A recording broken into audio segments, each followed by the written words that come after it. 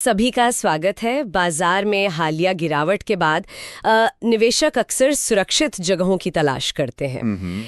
लेकिन आज हम उन कंपनियों की कहानी खोजेंगे जो सुरक्षा नहीं बल्कि एक मजबूत वापसी की कहानी बयां कर रहे हैं। बिल्कुल। Q3 रिजल्ट सीजन शुरू होने से ठीक पहले हम उन बिजनेसेस को समझने की कोशिश करेंगे जिन्होंने पिछली तिमाही में न सिर्फ शानदार प्रदर्शन किया बल्कि जिनकी भविष्य की राह भी मजबूत दिख रही हैं। बिल्कुल सही।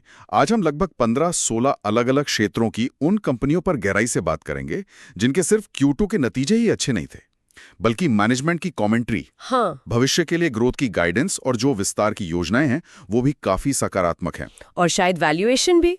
और सबसे दिलचस्प बात यही है कि इनमें से कई कंपनियां आकर्षक वैल्यूएशन पर भी मिल रही हैं। तो चलिए इस पर विस्तार से बात करते हैं, लेकिन ये स्पष्ट करना बेहद जरूरी है कि ये चर्चा केवल शैक्षिक उद्देश्यों के लिए है। जी बिल्कुल। यहाँ किसी भी तरह की निवेश सलाह नहीं है। हमारा मकसद एक ऐसी सूची तैयार करना है जिसका अध्ययन करके निवेशक अपनी समझ और जोखिम क्षमता के अनुसार कोई भी निर्णय ले सके। सही।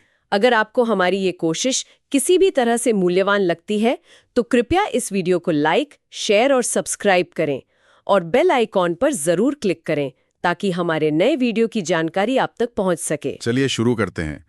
देखिए, पिछले 2-3 साल बैंकिंग और वित्तीय क्षेत्र के लिए काफी मुश्किल रहे हैं। काफी अंडर परफॉर्म किया है। हाँ, अच्छा प्रदर्शन करने के बावजूद बाजार ने इस पूरे क्षेत्र को एक तरह से नजरअंदाज कर दिया था।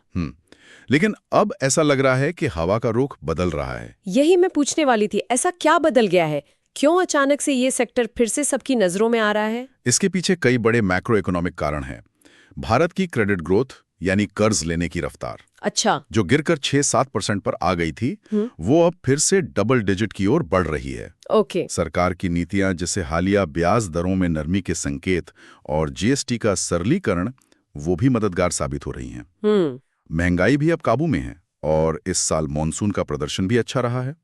तो ये सारे कारक मिलकर बैंकों और उधार देने वाली कंपनियों में एक नया विश्वास पैदा कर रहे हैं। इसका मतलब है कि बैंकिंग और एनबीएफसीज यानी नॉन बैंकिंग फाइनेंशियल कंपनियां अब वो स्पेस है जिसे अनदेखा नहीं किया जा सकता। बिल्कुल।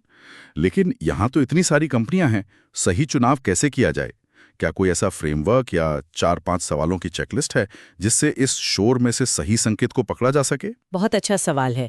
किसी भी कंपनी, खासकर उधार देने वाली कंपनी को परखने के लिए एक चेकलिस्ट होनी ही चाहिए।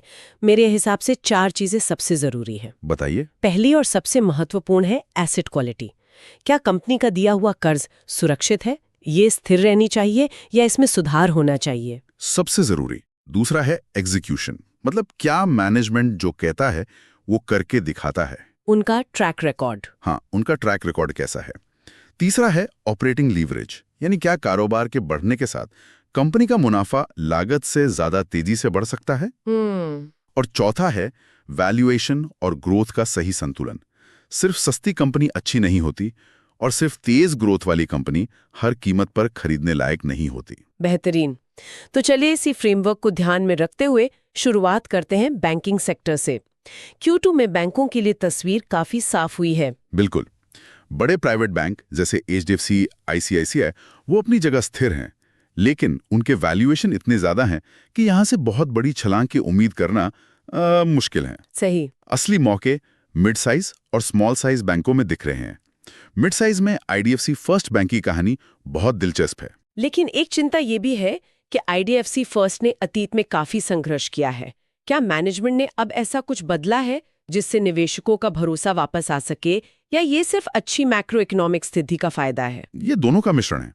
उनका सबसे बुरा दौर जो माइक्रो फाइनेंस से जुड़ा था, अब वो पीछे छूट चुका है। ओके। मैनेजमेंट ने बहुत मेहनत से अपनी लोन बुक को साफ किया है और अब रिटेल पर फोकस कर रहे हैं। दूसरी बात, FY27 से उन्हें ऑपरेटिंग लीवरेज का फायदा मिलना शुरू हो जाएगा। ऑपरेटिंग लीवरेज मतलब जब कारोबार बढ़ता है तो लागत उतनी तेजी से नहीं बढ़ती। बिल्कुल, जिससे मुनाफा बहुत तेजी से ऊपर जाता है। IDFC फर्स्ट बैंक अब उसी मोड़ पर खड़ा है और 1.3-1.4 के प्राइस टू बुक वैल्यूएशन पर यह आरामदायक लगता है। और स्मॉल कैप बैंकों में वहां कौन सी कहानी ध्यान खींच रही है? स्मॉल कैप स्पेस में DCB बैंक की कहानी दिलचस्प है। ज्यादातर बैंक वो क्या ना तेजी से लोन बढ़ाने के चक्कर में क्वालिटी से समझौता कर लेते हैं। हाँ, ये होता है। लेकिन DCB ने छोटे और मध्यम वर्गीय कारोबारियों पर फोकस करके एक ऐसा मजबूत पोर्टफोलियो बनाया है जहां डिफॉल्ट का खतरा कम है। उनकी 18-20% की ग्रोथ बड़े शहरों से नहीं, बल्कि भारत के छोटे शहरों की असली जरूरतें पूरी करने से आ रही है। तो एक तरह से ज्यादा सस्टेनेबल ग्रोथ है। बिल्कुल, यही इनकी असली ताकत है। इसके अलावा सीएसबी बैंक भी एक मजबूत दावेदार है, जिसका लगभग 40-45% लोन गोल्ड के बदले दिया गया कर्ज है। ये एक बहुत ही सुरक्षित मॉडल है। और स्मॉल फाइनेंस बैंकों का क्या? उनमें उज्जीवन और इक्विटास सबसे बेहतर दिखते हैं। उज्जीवन की आने वाली तिमाहियों में अच्छी कमाई की उम्मीद है, जिससे इसका फॉरवर्ड भी आकर्षक लगता है। वहीं इक्विटास ने अपने एमएफआई यानी माइक्रो फाइनेंस वाले हिस्से को कम किया है, जो इसे ज्यादा स्थिर बनाता है। इनके अलावा जना एसएफबी भी अच्छा प्रदर्शन कर रहा है। तो बैंकों की बात तो हुई। अब अगर हम पैसों के लेन देन के दूसरे बड़े खिलाड़ियों यानी एनबीएफसीज की ओर बढ़ें, बजाज फाइनेंस जैसे बड़े नामों के अलावा यहाँ और कहाँ अवसर है? एनबीएफसी स्पेस में विविधता बहुत है। अगर हम बड़ी और डाइवर्सिफाइड कंपनियों की बात करें तो जियो फाइनेंशियल अपनी कम लागत पर पैसा जुटाने की क्षमता और नए बिजनेस जैसे ब्रोकिंग और एएमसी की वजह से दिलचस्प है। हाँ, एल&टी फाइनेंस एक स्थिर विकल्प है, लेकिन एक नाम जिस पर खास ध्यान देना चाहिए वो है Piramal finance. Piramal finance merger के बाद इसमें काफी उथल-पुथल रही है। आप इसे लेकर इतने सकारात्मक क्यों हैं? मैनेजमेंट ने तो अगले कुछ सालों में 3 गुना मुनाफा बढ़ाने की बात कही है, जो सुनने में बहुत बड़ा दावा लगता है। 3 गुना ग्रोथ सुनने में अट्रैक्टिव है, लेकिन ये बहुत बड़ा दावा भी है, आप सही कह रही हैं। इसके पीछे सबसे बड़ा जोखिम एग्जीक्यूशन का है। क्या वो वाकई इसे हासिल कर पाएंगे? लेकिन अगर हम उनके इरादों को देखें तो वो अपनी होलसेल बुक को कम करके रिटेल पर जोर दे रहे हैं, जो मार्जिन के लिए अच्छा है। तो अगर वो आधा भी कर पाए? अगर वो अपनी गाइडेंस का 70-80% भी हासिल कर लेते हैं तो भी यहां से एक मजबूत री रेटिंग हो सकती है। तो ये एक हाई रिस्क हाई रिवॉर्ड वाली कहानी है जिस पर नजर रखनी चाहिए। ये एक संतुलित नजरिया है। अब उस क्षेत्र की बात करते हैं जो भारत की अर्थव्यवस्था की रीढ़ है, एमएसएमई फाइनेंसिंग। बिल्कुल, एमएसएमई यानी छोटे और मध्यम कारोबारियों को कर्ज देने वाली कंपनियों में एसबीएफसी इस स्पेस में सबसे अच्छा है। 5 स्टार फाइनेंस पर भी नजर रखनी चाहिए। ओके। मैनेजमेंट की कमेंट्री अच्छी है और Q3 के बाद उनकी ग्रोथ पर फोकस बढ़ने की उम्मीद है। इनके अलावा कैप्री ग्लोबल हर पैमाने पर खरा उतरता है। एनआईआई ग्रोथ, कम लागत, ऑपरेटिंग लीवरेज और स्थिर एसेट क्वालिटी। और कोई? नॉर्दर्न आर्क कैपिटल भी आकर्षक वैल्यूएशन और मजबूत आरओई गाइडेंस के साथ एक अच्छा विकल्प है। और माइक्रो फाइनेंस यानी बहुत छोटे कर्ज देने वाली कंपनियां? वहां मुथूट माइक्रोफिन और अरमान फाइनेंशियल सबसे बेहतर हैं। दोनों के क्यूटी नतीजे अच्छे थे और उनकी ग्रोथ की क्षमता को देखते हुए वैल्यूएशन आकर्षक स्तरों पर हैं। दिलचस्प है। एनबीएफसीज की बात करें तो एक जमाने में हाउसिंग फाइनेंस सबका चहेता हुआ करता था, लेकिन अब वहां से पैसा निकल रहा है, जैसा आपने शुरू में कहा। क्या उस कहानी का अंत हो गया है या कोई खिलाड़ी अभी भी मैदान में टिका हुआ है? आपने सही पकड़ा। पहले हाउसिंग फाइनेंस में टीना फैक्टर काम कर रहा था। मतलब देयर इज नो अल्टरनेटिव? बिल्कुल, निवेशकों के पास कोई और विकल्प नहीं था। लेकिन अब जब बैंकों और दूसरी एनबीएफसीज में आकर्षक मौके दिख रहे हैं तो पैसा यहां से निकलकर वहां जा रहा है। ऊपर से इस सेक्टर में प्रतिस्पर्धा बहुत बढ़ गई है। तो क्या इस सेक्टर में कोई अपवाद नहीं है? एक अपवाद जरूर है, इंडिया शेल्टर। इसका बिजनेस मॉडल बिल्कुल अलग है।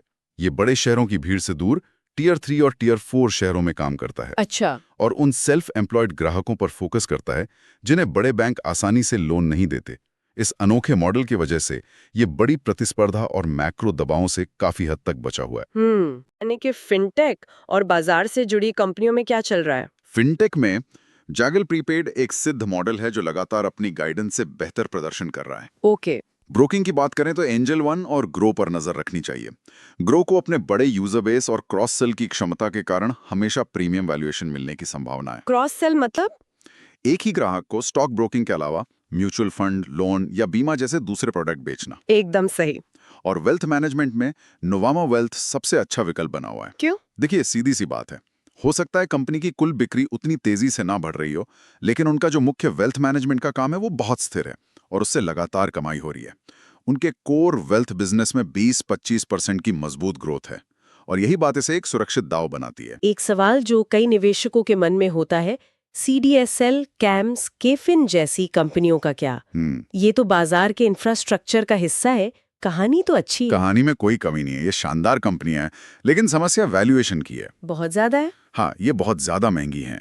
मौजूदा स्तरों पर इनमें पैसा लगाना मुश्किल लगता है जब तक कि या तो इनकी कमाई में कोई असाधारण उछाल ना आए या फिर कीमतों में कोई बड़ी गिरावट हो। हमने वित्तीय क्षेत्र पर काफी विस्तार से बात की, लेकिन असली अर्थव्यवस्था तो इससे कहीं ज्यादा बड़ी है। और कौन से क्षेत्र हैं जहां आपको इस तरह की मजबूती के संकेत दिख रहे हैं? जरूर। एफएमसीजी में मनोरमा इंडस्ट्रीज जो कोको बटर के विकल्प बनाती है और विंटेज कॉफी दोनों अच्छा कर रहे हैं। मनोरमा अपने मजबूत रिटर्न रेशियो और विस्तार योजनाओं के कारण बेहतर लगती है। और ज्वेलरी सेक्टर में कल्याण ज्वेलर्स स्थिर है। पीएन गाडगिल पर नजर रखनी चाहिए, खासकर महाराष्ट्र के बाहर उनके नए स्टोर्स कैसा प्रदर्शन करते हैं।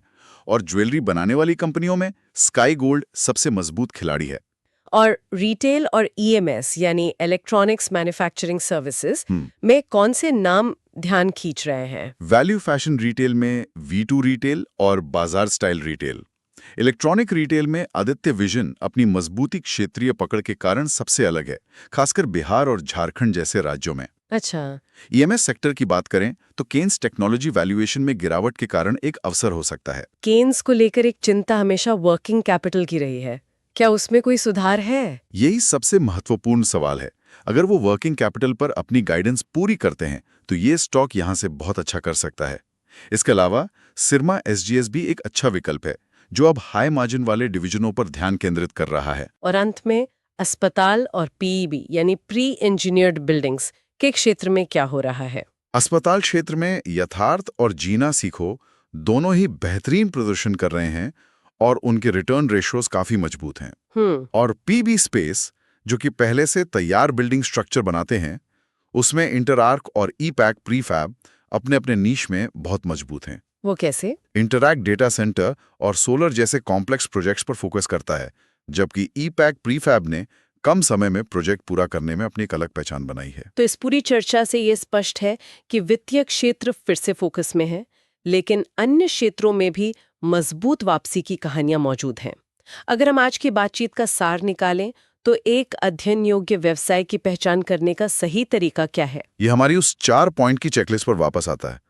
सिर्फ टॉप लाइन ग्रोथ देखकर उत्साहित नहीं होना है। सबसे पहले एसेट क्वालिटी देखिए, फिर मैनेजमेंट का एग्जीक्यूशन का ट्रैक रिकॉर्ड देखिए, और अंत में वैल्यूएशन को हमेशा ग्रोथ और बिजनेस की क्वालिटी के संदर्भ में देखिए। सही है। अगर कोई कंपनी इन चारों पैमानों पर खरी उतरती है तो वो आगे अध्ययन करने लायक है। बिल्कुल सही। सफलता के लिए बिजनेस मॉडल की गहरी समझ और एक बहुआयामी विश्लेषण महत्वपूर्ण है। समापन से पहले बस एक विचार, जैसे ही हम परिणाम सीजन में प्रवेश करते हैं, केवल संख्याओं का अनुमान लगाना ही काफी नहीं है।